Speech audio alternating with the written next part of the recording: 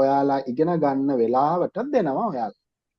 ඒ කියන්නේ ඉන්ටර්න්ෂිප්ස් කියන්නේ දැන් ඔයා බයෝමෙඩිකල් සයන්ස් කරන නිසා බයෝමෙඩිකල් සයන්ස් කරන අය ඇත්තටම මෙඩිකල් ලැබ් ටෙක්නීෂියන් විදියට ලැබ් එකෙන් තමයි අනිවාර්යයෙන් වැඩ කරන්න ඕනේ කියලා එක දෙයක් නැහැ. ඔව්.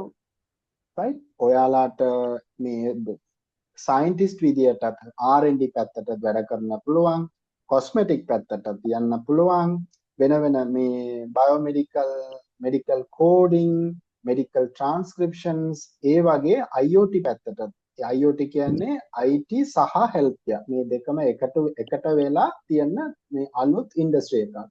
ඒ වගේ පැත්තටත් යන්න පුළුවන්.